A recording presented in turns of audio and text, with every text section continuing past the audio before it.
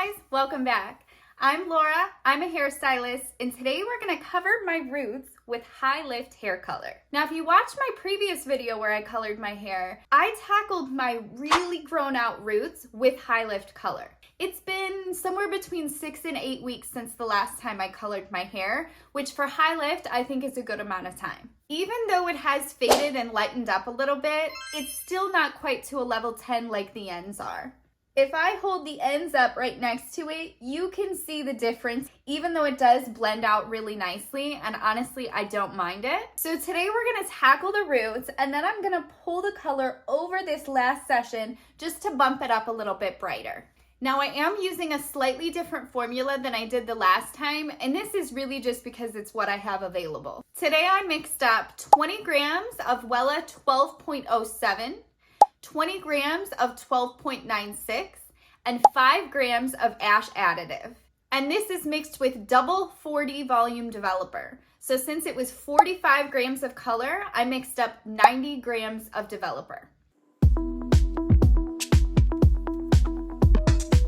Now, if you watched my last video, then you saw that I actually used some foils to help hold the heat in a little bit better because we were coloring such dark roots and there were so much dark roots.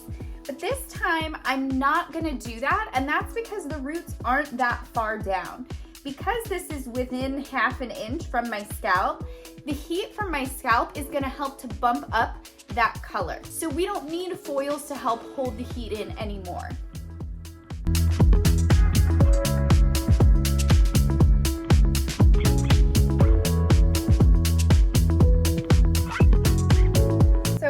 I'm just saturating the roots because that's what's most important right now. It's not as crucial for me to fully saturate those pieces that are a little bit yellower because they're pretty bright already. So we want to focus right now on getting these roots covered so that they get past a brassy stage.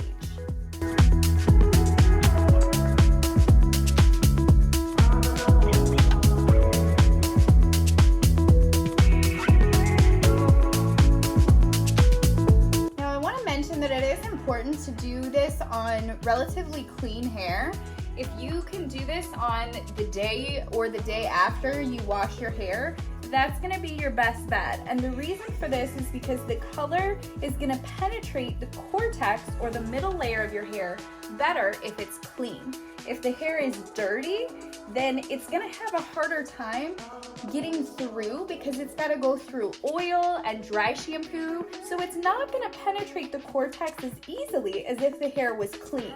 Now, that being said, if you have a very sensitive scalp and you're worried about having irritation, then coloring your hair when it's dirty is a little bit better. That's where that comes from. That's where people say sometimes it's better to color your hair if it's dirty. The only reason for that is if your scalp is sensitive and you have a reaction, then the oil will protect your scalp.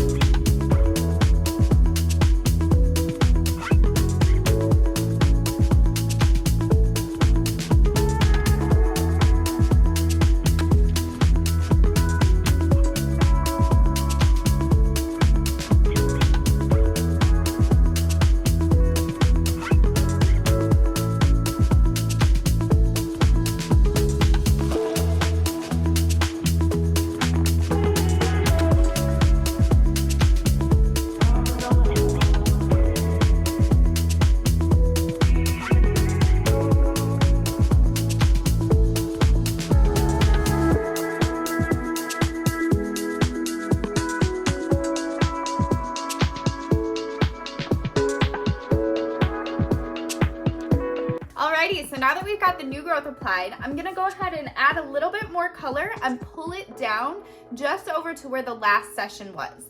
Now, if you remember, I previously had a money piece, so I'm gonna leave the front out because those pieces are bright enough already from last time and they really don't need anything pulled down, and we don't wanna over process them if it's not necessary.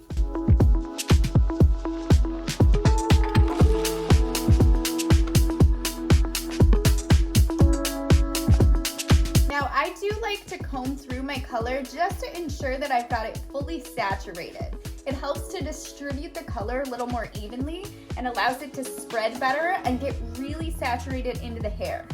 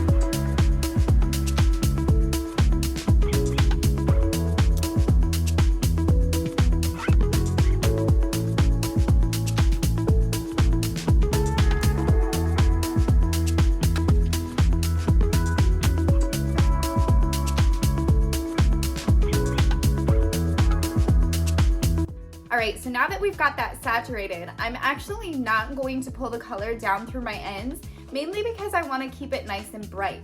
It's summertime, so I don't want to dull the blonde at all, and I'll be able to brighten it up and blend it just with some purple shampoo. So now I'm gonna put on a plastic cap, and I'm gonna let this process for about an hour and a half.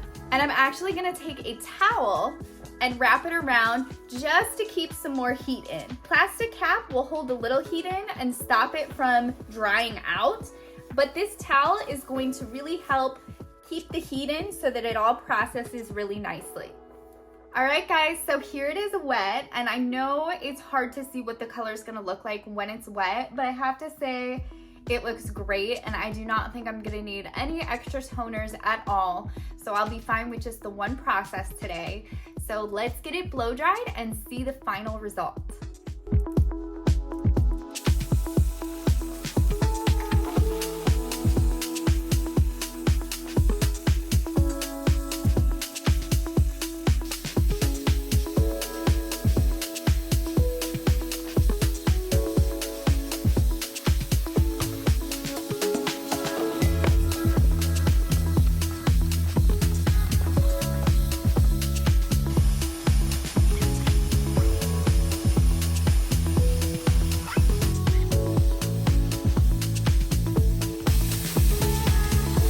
All right guys, so here we are with the final result, and I'm so happy with it. We didn't have to use any toner, and we are pretty even from scalp to ends. Pulling that high lift down over the last session bumped it up just enough so that it blends with the ends.